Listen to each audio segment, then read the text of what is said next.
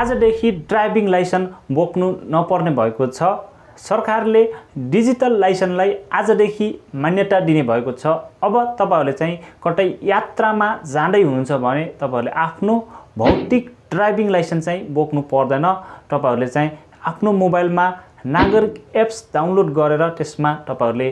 Driving licence link गर्नुभयो भने त्यहाँनिर तपाईहरुको ड्राइभिङ लाइसेन्स र क्यूआर कोड सहित देखाउँछ र तपाईहरुले चाहिँ ट्राफिक प्रहरीको चेकमा पर्नुभयो भने तपाईहरुले त्यो नागरिक एप्समा भएको लिंक गरेको ड्राइभिङ लाइसेन्स अप्सनलाई ओपन गरेर तपाईहरुले ड्राइभिङ लाइसेन्स देखाउनु भयो भने ट्राफिक प्रहरीले त्यहाँनिर तपाईहरुको क्यूआर कोड स्क्यान गरेर तपाईहरुको ड्राइभिङ लाइसेन्सको विवरणहरु चाहिँ चेक गर्नेछ र त्यहाँबाट चाहिँ तपाईहरुको ड्राइभिङ लाइसेन्सको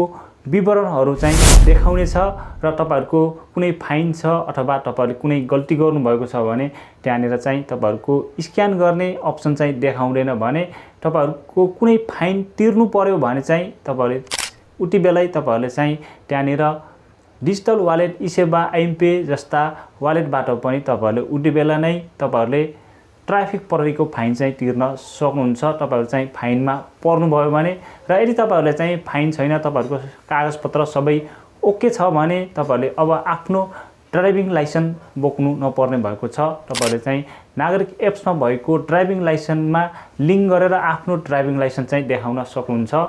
आजदेखि सरकारले डिजिटल लाइसेन्सलाई चाहिँ मान्यता दिने भएको छ र अब तपाईहरुले चाहिँ नागरिक एप्स प्रयोग गर्नु भएको छैन र तपाईहरुले ड्राइभिङ लाइसेन्स लिंक गर्नु भएको छैन भने चाहिँ तपाईहरुले आफ्नो भौतिक लाइसेन्स नै चाहिँ बोक्नु पर्ने छ र तपाईहरुले भौतिक लाइसेन्स नै देखाउनु पर्ने छ भने तपाईहरुले नागरिक एप्स प्रयोग गर्नुहुन्छ र तपाईहरुले चाहिँ ड्राइभिङ लाइसेन्स लिंक गर्नु भएको छ भने त्यहाँबाट तपाईहरुले सजिलैसँग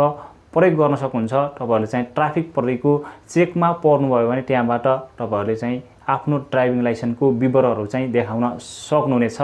र साथीहरु तपाईहरुले पनि बुझ्नुभयो होला। अब हामीहरुले जो कोहीले पनि ड्राइभिङ लाइसेन्स बोक्नु नपर्ने भएको छ। हामीहरुले चाहिँ डिजिटल लाइसेन्सबाट नै हामीहरुले चाहिँ काम चलाउन सकिनेछ।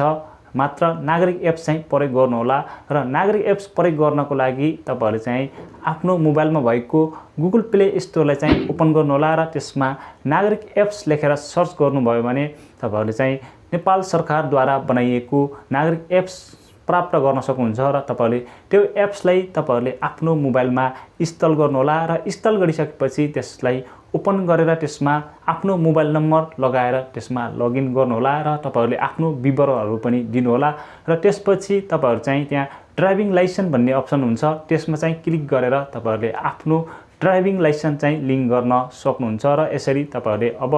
डिजिटल लाइसेन्स चाहिँ प्रयोग गर्न सक्नुहुन्छ र तपाईहरुले सम्पूर्ण कुराहरु अवश्य पनि बुझ्नु भयो होला भन्ने पूर्ण आशा गर्दछु साथीहरु र तपाईहरुलाई भिडियो राम्रो लाग्यो भने भिडियोलाई लाइक कमेन्ट शेयर गर्नुहोला र यस्तै खालको नयाँ भिडियोहरु सबैभन्दा पहिले हेर्न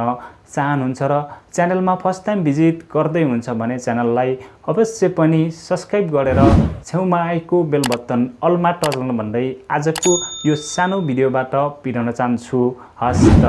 धन्यवाद।